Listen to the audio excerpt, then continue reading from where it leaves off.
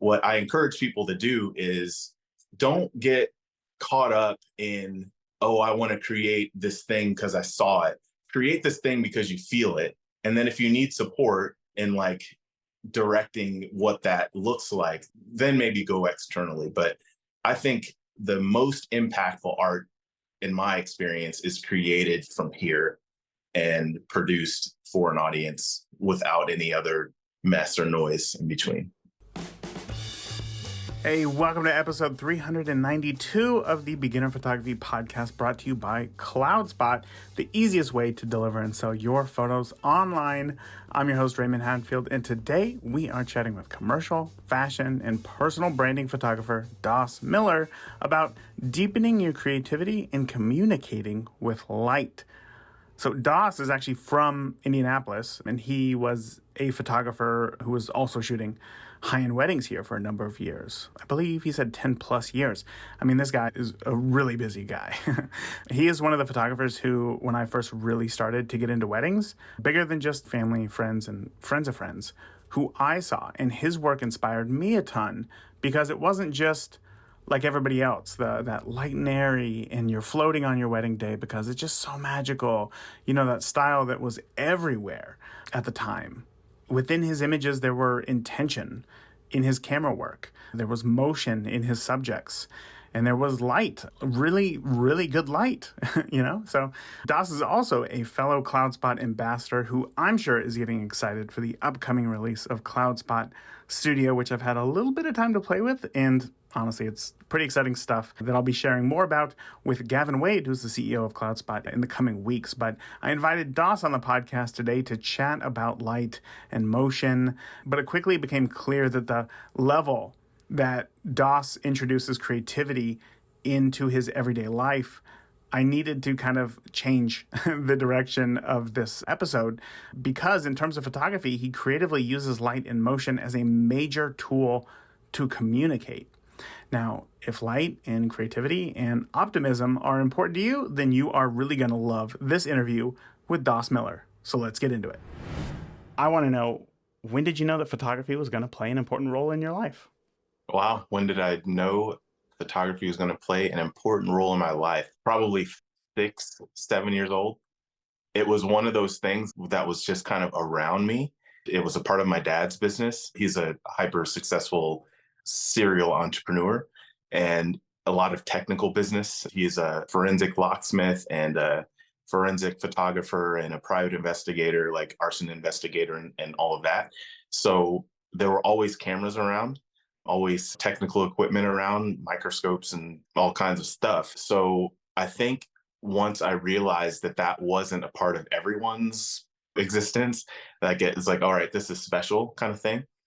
So that coupled with my older brother, Herb Jr., he was a visual artist. He would draw and paint and colored pencil drawings, like photorealistic stuff is what, how I remember it. And I was just always blown away by that. So then my other brother, Steve, was like into mechanics, and he was into photography too in high school. So my brother's little context, my next sibling up is 13 years older than me, 13, 15, and 16 years older than me. So when they were in high school or beyond, I was itty bitty. I remember being really young. I don't remember what age exactly, but there were studio lights in the family room, and there was a dark room in the back part of the downstairs, process film and prints. It was just there. So it was always something that I would dabble in from the age of 6, 7, 8, 9, 10 years old. I always had my own camera. Just being around cameras, being around lights, being around people taking photographs, I understand how that can start to spark that interest in a kid. But when did it go from you just seeing these things to you realizing what you could create with a camera? Yeah, it was probably high school when I really started to see the impact of what I could create for the audience that I would create it for. Like photographing friends doing the things or whatever, taking it on the band trip to Disney or whatever it was, getting to see people's response to the photos that I would take. And it made me feel like I was doing something extra, like seeing someone's response to an image that I took that was over and beyond anything that they would react to in anyone else's snapshots or anything. Made me feel like, all right, I'm able to do something special here. This is something that I get to focus more deeply on. Why do you think your images elicited more of a expression or emotion out of people than other people's snapshot photos? I think it's just my general background in the arts. I think, sparked from my oldest brother. I always loved art and had just an understanding of all the fundamental pieces of art, what makes art impactful to people, like composition and color and contrast and all the things. And I think since it was just a slow, natural progression photographing, and as I dabbled in other arts, sculpting, painting, and music, and all the other things, it was just something that I was able to use my creative vision with to, into photography. So yeah, I just kind of had, I'd say, a pretty firm foundation and just general knowledge of creating impactful art. There's this term that a lot of people, when I bring it up, they'd never heard before, which is just visual literacy, right? Just knowing what it is that you're looking at and why you like it, being able to pick apart a part of an image. Because I think for new photographers, it's so easy to just see an image and be like, wow, that's great. And then move on to the next one and be like, wow, that's great. And not know exactly why. But it sounds to me like just being surrounded in that environment where you were in art, were you acutely aware, do you think, of those elements? Like you said, you mentioned the contrast, the color, things like that. But when it comes to, say, the technical aspect of the photography side, things like composition, paying attention to light, do you think that those came naturally to you as well, or did you struggle in certain areas of those? I do. I think they kind of came naturally because I remember later in my career where it's like, oh, I need to focus on this particular thing, like lighting. I need to understand where light's coming from and how it impacts the scene and the direction of light and all the things. It's like, I've already been doing this. This has already been a part of my process, but I didn't know it. I didn't know specifically what I was doing, but it had visual impact. So it was something that would determine like what my angle was or which direction I would shoot it from, or if it was a person, which direction I would ask them to turn their face or things like that. I didn't really know why. I just knew when it felt right. So once I did dive deeper into the technical parts of photography, it's like, oh, okay, that's why I was doing that thing. So yeah, it has always kind of, I don't want to say it's come easy for me, but it's just something that's just within me, I think. Yeah, I think a lot of photographers are going to resonate with that because we all love to create images. But as you said, it doesn't come easy. There is always a lot of work that is involved. So I appreciate you saying that because sometimes it's hard to look at somebody's work and think to yourself, wow, how does that not come easy to them? So to hear you say that is, I'm sure, very appreciated by a lot of people. So when did photography turn into a career for you? Did you know in high school that you wanted to be a photographer as a full-time job?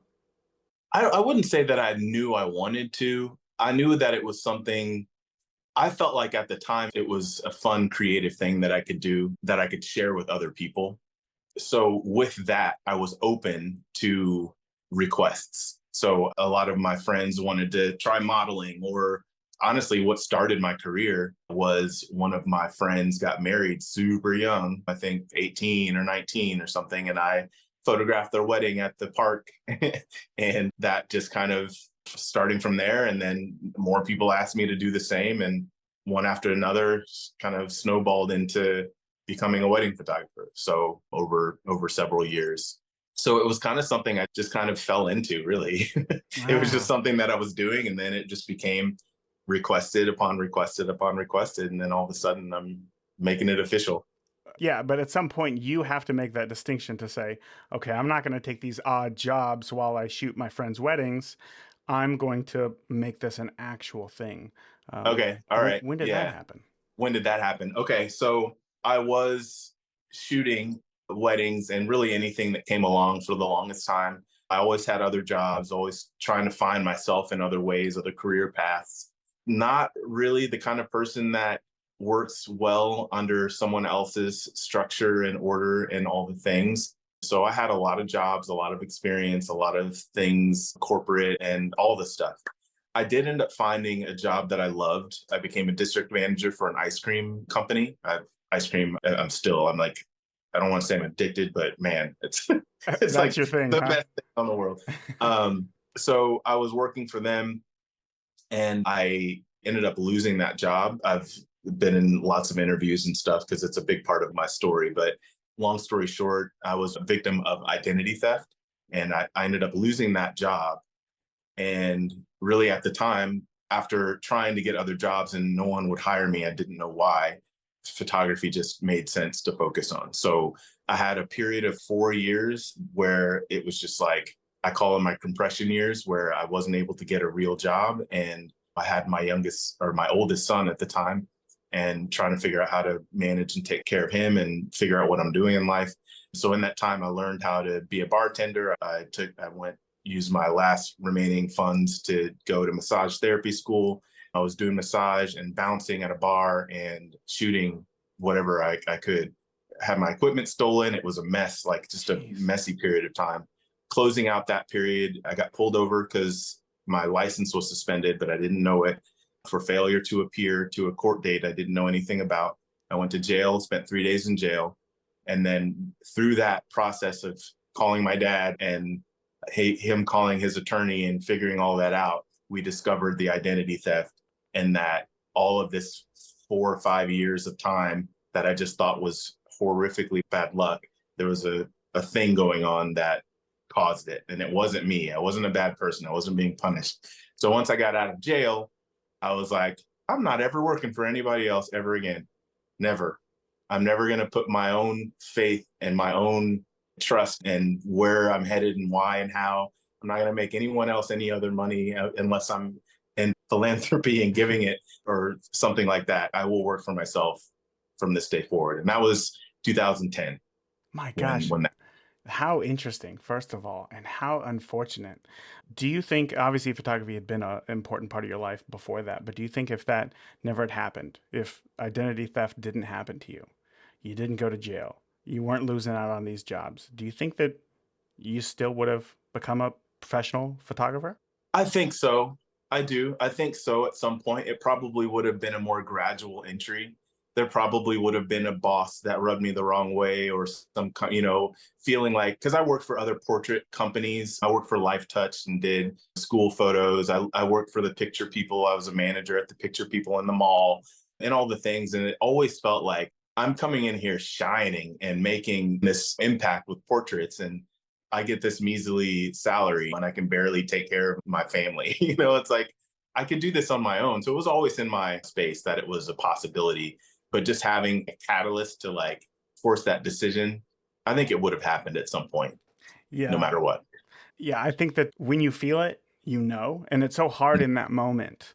There was that Steve Jobs did a commencement speech, and what I had taken away is that it's impossible to see the future, right? It's impossible to see what's going to happen and how what's happening today in your life will affect the future. But once you get there, it is so easy to see the route that got you to where you are today and how you can be better. So that is a great story. I don't want to diminish, of course, how terrible of an event that was that happened to you, but I'm glad to see that you have come out on the other end and have made quite a name for yourself and in images as well that speak to a lot of people. And I think when I look at your images, when I first reached out to you and I sent you that email, I said that your images have this feeling of motion, right? And even if somebody's staying still, like it's a portrait where somebody's just looking at the camera, there's not an action, somebody running around, jumping. They feel like there's motion in those images. And that is just fascinating to me.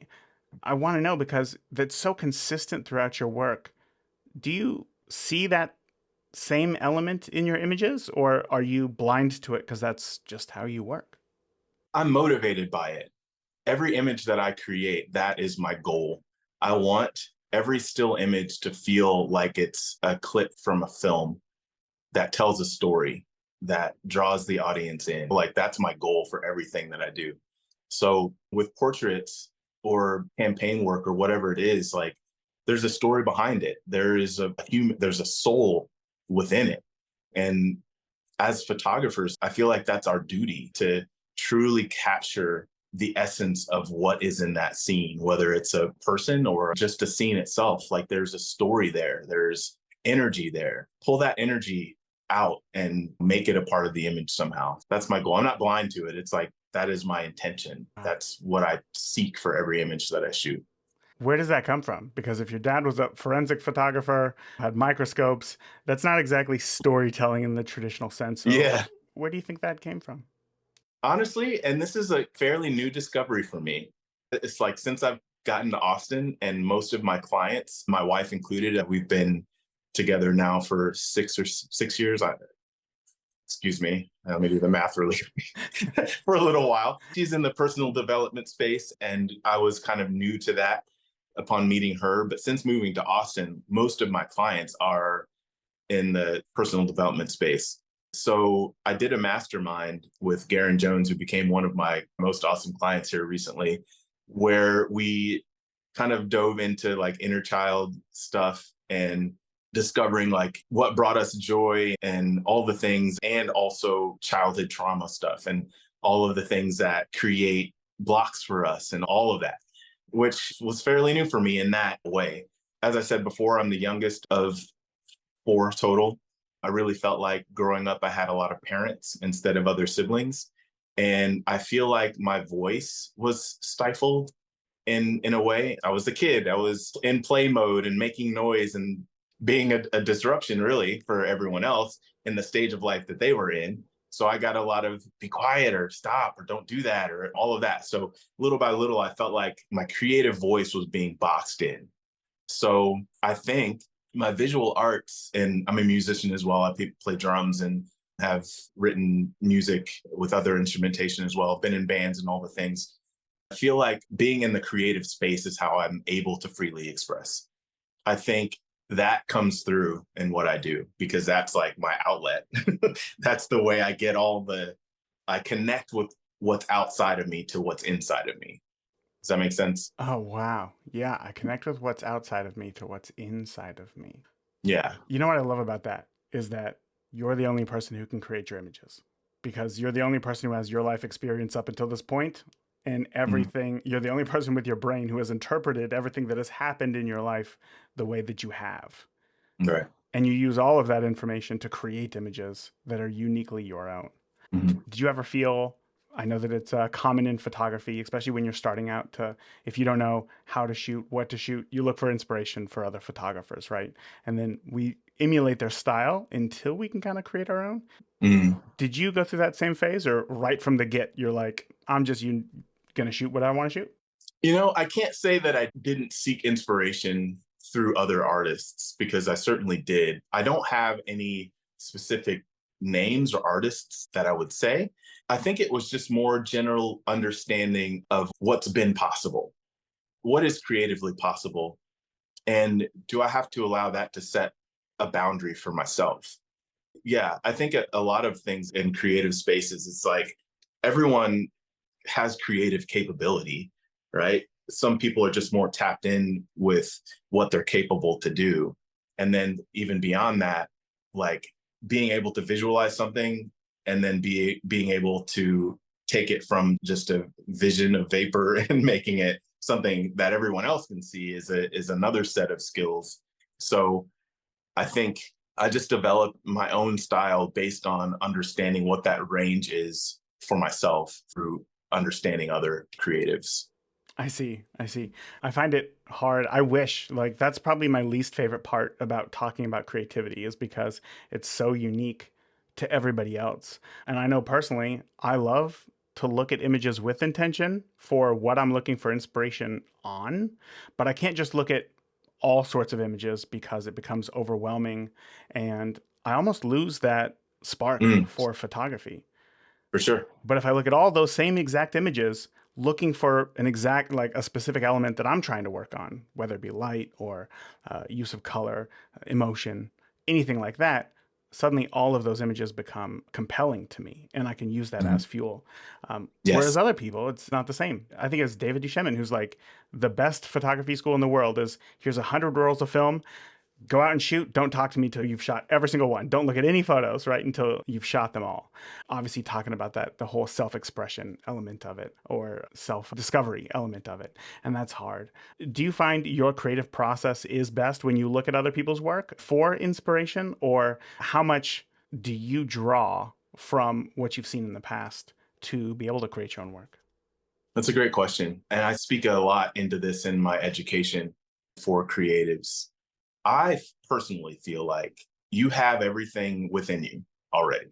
And whatever modality we choose as a creative, whether it's a camera or a microphone or a pen to paper, impacting other people with what's in us, the more we stack in front or in between what's in our heart and the ears and the eyes of the audience that we're presenting to, I feel like the less impact it's going to have. So to answer that question, I just like to clear my space and like create from here. I like to create from right here. And if there's some sort of like, if I find my technical vision like in my head, if I find some friction in creating that in reality, then there's a resource for me and I can seek that out if I need to. Or I just stumble through it and figure it out as a creative. I like that process too. But what I encourage people to do is don't get caught up in, oh, I want to create this thing because I saw it. Create this thing because you feel it. And then if you need support in like directing what that looks like, then maybe go externally. But I think the most impactful art, in my experience, is created from here and produced for an audience without any other mess or noise in between. Wow.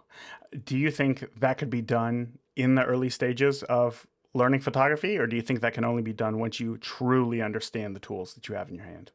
Well, I mean, yeah, you have to understand your tools. Like I said before, there's one thing to be a visually creative person. But if we're talking about painting, if you don't know how to create green, then you got to figure out how to create green to create the art that includes green, right? Like understand how the brush moves on the canvas and how adding water or oil will change how the paint impacts the canvas. You have to understand those things, obviously. So for a camera, like you have to understand how to capture light because that's the fundamental thing we're doing with photography. So you have to have a basic knowledge of what this piece of equipment does so that you can be creative with it, right? So that's one of those roadblocks that I'm talking about. So if there's a creative vision you have and you're like, oh crap, I don't know how to capture that necessarily, that's when you can use an external source to get to that point. So yeah, I'm not saying like don't go read a book or don't call anyone or don't look at other art, but yeah, technical knowledge is a part of the process, of course. Then let's flip to the other side of the coin here, because obviously you can't know everything about a certain aspect of photography. So, how do you know that you know enough about something to be proficient in it? That's a good question. Because even sometimes now, like you have something in your head that I think you have to have an understanding of the creative process to understand that at some point the creation takes on a life of its own and it's no longer going to be completely married to what you originally came up with. So is that deviation because I don't have the technical capability? Or is that deviation because this creative piece of art is now its own creative piece of art that's expressing in its own unique ways? Because it's not just you and your imagination that it's playing against real space and time and mood and all the things. So I think that line has to be like, do you technically understand your tool enough to capture, like with a camera, can you capture an image and under certain circumstances? Can you do that? Can you take your camera, walk outside, no matter what the time of day is or what's in front of you? Can you capture an image that is technically sound and has impact? Can you do that? Then you can really do anything else at that point. Can you step out at night and do the same thing? Can you step out and capture something moving? I think that's the point where you can stack on top of. So, it sounds to me like you believe that according to your definition there, most people are probably ready sooner than they think that they are. Oh, for sure. Oh. Yeah, for sure. I guess now it's just figuring out how to convince people that they are ready, right? To get them out and Yeah. shoot. That's the hard thing. That's the hard Yeah. thing. We can give them all the information. We can have these conversations, but unless they go out and shoot, it's all Yeah. for nothing. Yeah. Well, I know that we've been talking a lot about creativity here, and I really enjoy this stuff, but I do want to dig in more to your photography. So can you tell me a little bit about what it is that you're shooting today? Because you told me that you started off shooting weddings, you moved to Austin. Let's hear about what your main focus is right now. My main focus right now is connecting with entrepreneurs, high level entrepreneurs that have usually products or services that impact the world in a positive way. That can be a health and wellness product or service. It can be anything in the personal development space that, they have an audience that they're maybe coaching or speaking to help move through trauma or make themselves a better person, whatever it happens to be. I'm focusing on that because in the commercial space, it was like shooting for a big fashion brand, contributing to fast fashion that maybe sold globally, but I didn't feel like I was making an impact with my skill and creativity. So, in my years of commercial photography and producing shoots and all of the things, I've been able to create and offer now where I can pull in all of that experience and knowledge and expertise and do it on, I don't want to say on a smaller scale, like I guess the productions are smaller in general, but the impact is still as big, but it's a deeper heart-centered impact. So now I get to partner with a business owner or a solopreneur and create marketing images that tell a story to attract their ideal clients to their service or superpower. And that's how I create impact. I see. So just to put a description on it, is it portraiture? Is it lifestyle? What types of images are these? Well, ultimately, once it's never the same because all people are different, all businesses are different. And what I'm loving about what I'm doing now is I get to tap into that individual person, the creator of the business or service, and highlight what makes it unique through them. So if that means that it's going to be strictly portraits for their campaigns and for their marketing, then that's what it'll be. If it needs to involve lifestyle scenarios, then that's what it'll be. If it needs to be like more editorial and storytelling specifically, that's what it'll be. So I get to flex my range of experience and talents based on what is most needed for their particular campaign. That is so cool because I know one of the things that I hear most from listeners of the podcast is a lot of people stress the importance of niching down. You got to do this, you got to do that. But their worry is that they like to just shoot all sorts of stuff, right? They like the idea of being a generalist because it makes things more interesting and lively. And it sounds to me like you have a really good blend of both right there. You know exactly who Mhm. your client is, but the style of photography that you shoot, or the type of photography rather, varies. And I'm sure that that helps keep things interesting.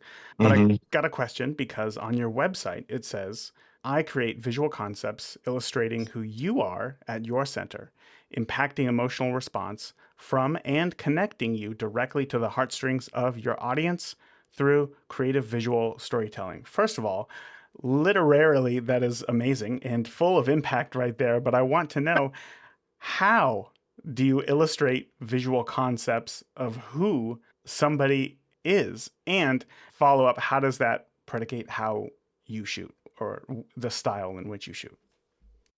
Great question. That is really the heart of my experience with a client. I had two creative calls. I call them creative concept calls. I had two before this today. And really, what it starts with conversation. It really does. It starts with just conversation and understanding like who someone is. It's kind of like having a relationship with all of my clients. I need to know like about their childhood and where this thing that they're doing that's impacting so many people now, like why did you even start doing that? What does that mean to you? Who is exactly the person that you're trying to serve and impact? I try to find out as much about who that person is, like in their heart as I can, and also understanding what they do and what their superpower is, and also understanding how that impacts their audience and like what that looks like.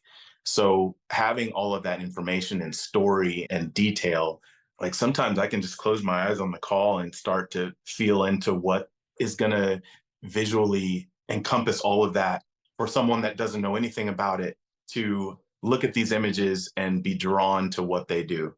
So that's what I set out to do. So if someone is, I don't know, in the personal development space and they help women lose weight, but to get them in the door, but what they're really doing is helping them deal with their emotional stresses and dealing with life and transitions and things so that they can heal the wounds that are causing the habits for them to stay at this weight. You know what I'm saying? Mm. So creating images that take their audience through an experience of what it feels like to be on the other side of that. So it's different every single time, too. It's like because every individual is different, every service is different, every ideal audience is different. So I don't know. I just feel like that's my superpower. That's how I get to impact with my art. So I don't know if I answered the question or not. You did. You definitely went deeper into how it is that you do it, or what it is specifically that you do. But I guess I need a little bit more pragmatic information here from you, which is, could you tell me perhaps, you don't have to give client names or anything, but like in your head, can you think of a recent shoot of yours that is just your favorite? It turned out great. You were happy with it. Client was happy with it. It felt relatively smooth of a process. Can you think in your head of this session? Hmm. Okay. Sure. Can you tell me what the client might have said on the phone that contributed to what was in the imagery? Sure. So her business really, her coaching programs and all of the things that she has going on, it's really to support high level women in business to combat burnout and to balance the professional career with personal life and figuring out that whole space. I know that we're speaking to a high level audience, probably six, seven, eight figure business owners.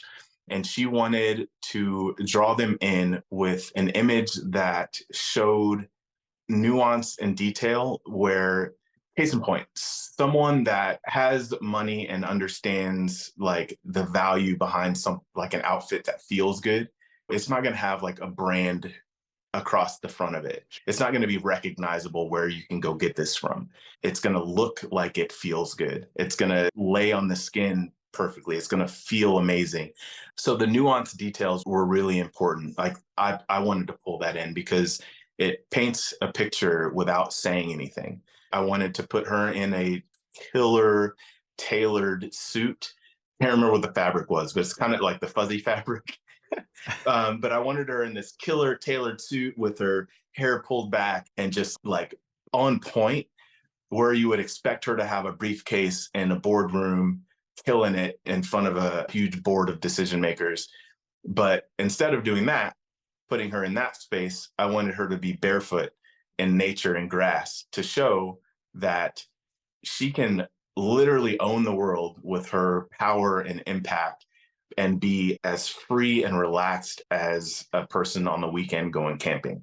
So it's like her ideal client is going to see an image like this and relate to the visual of this really tight, like styled outfit. But that's not the fabric that I would normally have. That's not the place that feels amazing. That looks amazing. I can relate to the piece that it looks amazing here, but not so much here right now. But that's what I want. I want the rest of that kind of thing. Does that make sense? 100%. Wow. Yeah. I was able to paint the picture in my head and see that photo there. So that is very helpful. And do you think, because obviously the person in a tailored suit, but now out barefoot in the forest, is that dichotomy between the two things? Do you find that you do that a lot in your work? Is dichotomy a big part of your It work? Or? is. Mhm. Yeah, it is. I really feel like it's a great way to kind of ping pong ball someone into this desired Right. result, Yeah. um, It's a powerful tool. without work. Yeah. What's that? It's a very powerful tool for sure. Yeah. Mhm. Well, I know that this doesn't have to be in the recording here. I know that we are coming to the close to the end of our time, but do you have a few questions about light to get into? Sure, Yeah. perfect. Okay. So when it comes to these images, light is obviously a huge component of photography. So I would consider looking at your work a master lighter. I love the look of Thanks. your work. I can tell that you know exactly what you're doing. And when you look at it, it has that polish with the light that a lot of people are looking for. So I think that you're the perfect person to kind of ask these questions here. I guess first, when you started working with light, more so than just natural light outside, What was that learning curve like for you? That's a good question. In my earliest attempts at shooting with artificial light, I literally, in my mom's house, I was in high school and I shot most of the things that I did in this way at the time. I would hang a tarp from the ceiling, push pinned into the ceiling, or we had a drop ceiling. So I would tuck it into the bar or the things or whatever. And I went to Lowe's or the hardware store and got those workshop lights that were blazing hot, super, super like yellow light. And I played with those. I figured out like what was the most desirable angle and position for it to be. How do I make it not quite so like harsh on the skin? Like I just kind of dove in and with the best thing that I had available, I would even use like flashlights and just any kind of light source to play with to understand how it works and how to control it once I could figure out how it works. So I hesitate to say it was a learning curve. I don't know. I don't know how long it was. I don't think I got my very first actual like studio strobes until a few years later. Like I did that for years. I did Hmm. that for probably 3 or 4 years, You I mean would using imagine. like work lights? You were using work lights for Yeah. years? Yeah, using whatever I could buy at the local store Oh my or gosh. like I said, flashlights or anything. Yeah, that is amazing. When you look back at those photos today, when you think about them, what aspect of lighting makes you cringe the most? Probably the color temperature of the light. Mhm. Like that has become really important because I like to be able to have control of all parts and pieces. So I actually did a simple location lighting setups, but I like to challenge myself. So I did one of the sets underneath a car bridge, but it had these huge tungsten lights underneath. So the super yellow, Yeah. weird green yellow kind of cast and try to figure out how to make that work in an image with the portrait. So looking back on those first images, it's like, ooh, but it's probably a lot of what makes me excited about the challenge now, because that's all I had to work with then. And I had to make it work, even though it probably, like people were yellow and not really, ideally lit, but it really helped me understand color temperature and directional, like where to place lights and all of that sort of stuff. So Of course. I guess when looking at some of your images, I'm interested today because new photographers have a hard time understanding not only getting a grip of their camera settings, but once you introduce artificial light, it seems like, whoa, like this is a whole mhm, nother thing that I have to worry about here. mhm. And it's things like the location of the light, the intensity, the which side of your subject it's going to be on. Do you find that for you, once you figure that out, I guess specifically, say, how do you know which side of the person's face you're going to light? Does that depend on the photo that you're shooting? Or do you, as an artist, have some sort of standardized, if I'm going to shoot this type of photo, this is my basic light setup? And then I just kind of tweak Mm. from there. Yeah, no, I don't work that way. I don't see anything wrong with working that way, having a formula, but I feel like connecting to any sort of like standard blueprint and creative process just kind of takes away the possibility.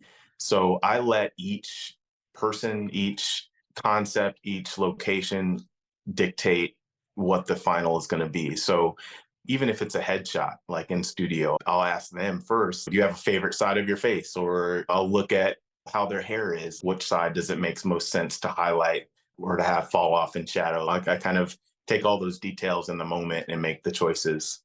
So when it comes to, I guess, how do you balance the scale of I'm going to tailor my photo perfectly for this person and I still have a creative voice that I need to use to express myself in these images? Does that question make sense? Give me a little more.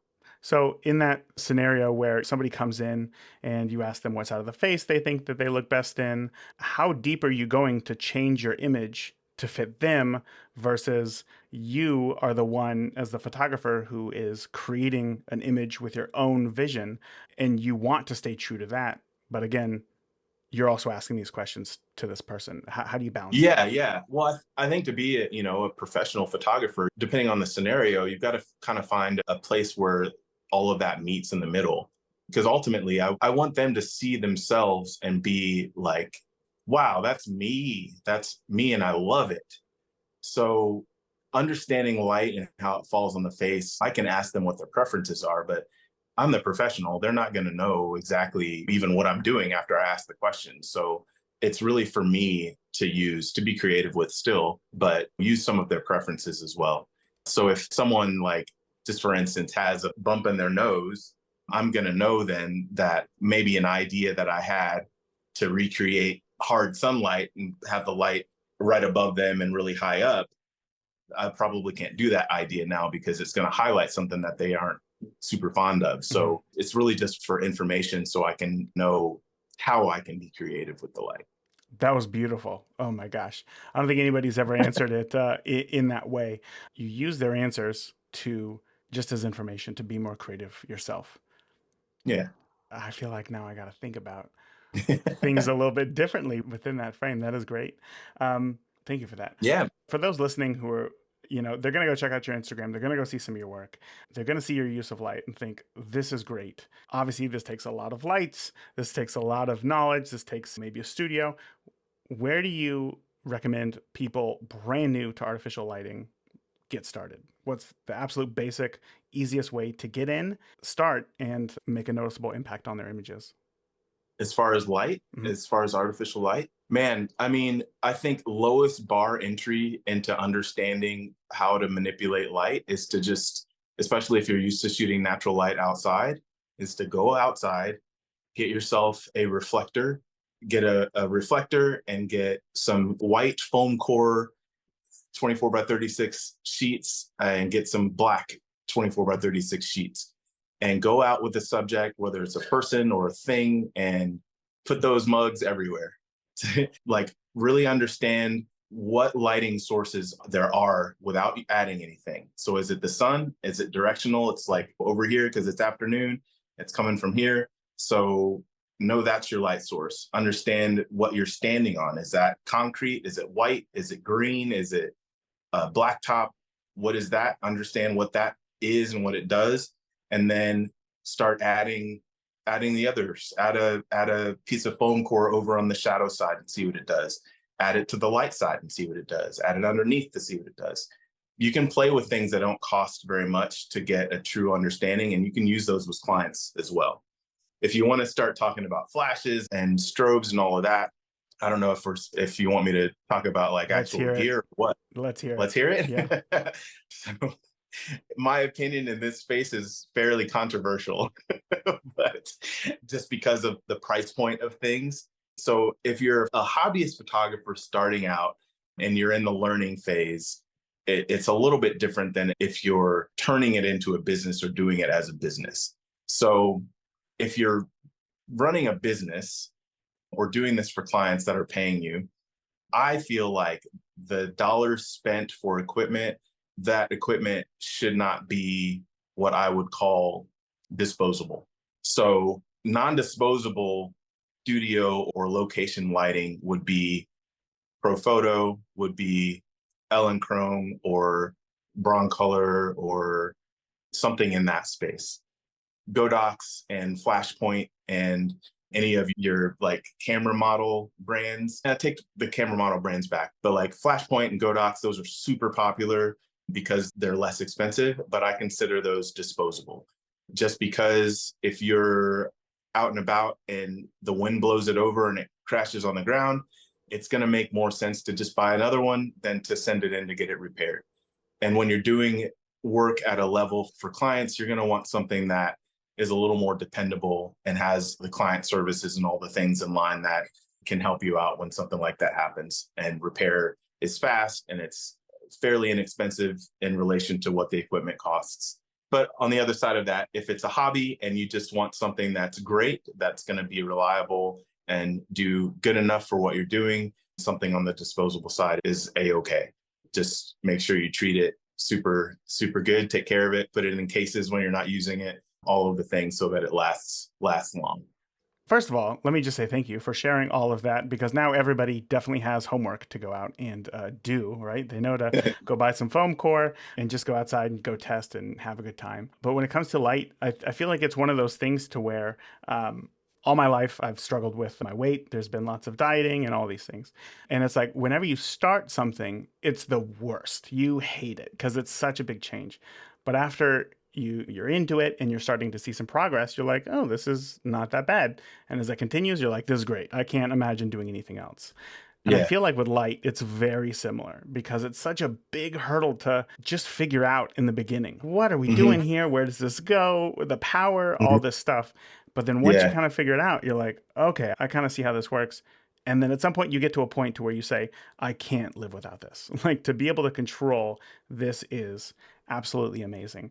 And I really hope that people take you up on your homework there and go out and actually start working on this. Because Yeah. again, if they don't, it's all for nothing, right? Why are we listening right now? So, uh, yeah, no, Dauss, I really appreciate you sharing everything that you have today. You're a wealth of knowledge and just a pleasure to talk to. Again, people are going to be listening and wonder where they can find you online. So, why don't you let us know where can we check out your work? Awesome. I'm on Instagram at Dauss Miller. My website is dawsmiller.com. Really, if you type in my name, Dauss Miller, in Google, you'll see all the other things there are to see. So I like to keep it simple. I know you're feeling refreshed after that one. I am for sure. I had three big takeaways from this episode, as always. The first one was what Dauss said, that you need less input than you think. You are ready to go with the tools that you have to go outside now and go shoot. Now, I'm not sure if it's like imposter syndrome or what, but that feeling of, oh, I know I want to do this thing, start building a portfolio, but I don't think I'm ready. You know, a portfolio is just for professionals with a strong body of work. And that right there is just nervousness. It's nervousness about something. And we all hide behind that, oh, I'm not ready. And we think to ourselves, if we just had more info, if we just had one more video to watch, then we would just know everything about it, about, say light, before you can even start. And I can confirm that, like Dauss, you need far less input than you think that you do to achieve the things that you want. So just go out there and start shooting. Takeaway number 2 was that tailoring for a client can actually make you more creative through boundaries. Now, if you ask me how to be more creative, I probably would have said something like, well, you need more. You need more options, you need more choices so that you can have more possibilities to be creative. But then Dauss says that if you have less, it's easier to be more creative because you have a starting point and guide rails. But within that, you can do whatever you want, and that's because your creativity is focused on less total possibilities, that you're able to go deeper and not just sprinkle a little bit of creativity over everything, but really go down deep, and control the aspects of an image through your creativity. And lastly, it's that positive feedback is exhilarating. I suffered from that nervousness. I suffered from the same imposter syndrome that you feel for a long time in my photography. Even as I got into weddings, I was always worried that somebody was going to, call me out for being fake or something ridiculous, So I didn't really share many of my images. And in fact, I started this podcast so that I could talk to photographers to learn how it is that they saw the world, because I felt like an imposter having gone to film school and not something, say, focused on photography. But I still very clearly remember that moment that I was freed of that imposter syndrome that held me back for so long. I was a part of a Reddit photography group, and in that group, there was a wedding photographer who made work that I wanted to make. Made really great images that had a lot of life in their work. The images were carefree, but they were also intentional. They had an amazing use of light, amazing and interesting compositions, and what I thought were just perfect edits. I mean, I really looked up to this photographer. So I didn't really share my work in the group at all, because I don't know if you've heard this or not, but sometimes online photography communities can be a scary place. I did, however, go to a wedding once, and for the first time, I shot this multi-level panorama, kind of like a Brennizer image, if you know what that is. If not, Google it. Super cool. And it was in this huge Greek Orthodox church. The shot that I got was of the first kiss and all the guests. And while I did like the image a lot, I didn't think that it was at that level of an established professional. But later, I don't know, there was some sort of question in the group. I don't remember exactly what it was, but I uploaded that photo simply because it lent itself to the original question. I didn't upload the photo for others to look at and critique the image or get feedback on or anything. But that wedding photographer who I looked up to saw it, and they responded so overwhelmingly positive. I was shocked. And at first I thought, oh my God, I fooled them. They think that I'm like a real wedding photographer.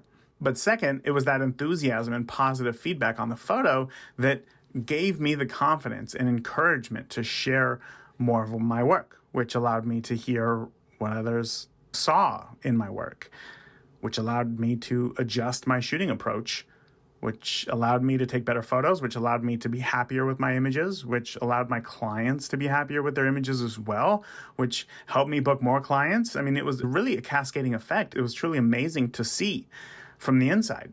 And because I've seen it firsthand, how much positive feedback can help you grow, especially when you're new and you're unsure about what others would think about your shooting style or technique or whatever, I take that exact same approach within the Beginner Photography Podcast community. People have left the group because it's quote unquote too positive. Because, I don't know, I guess they apparently wanted to be knocked down a peg or two. I'm not sure.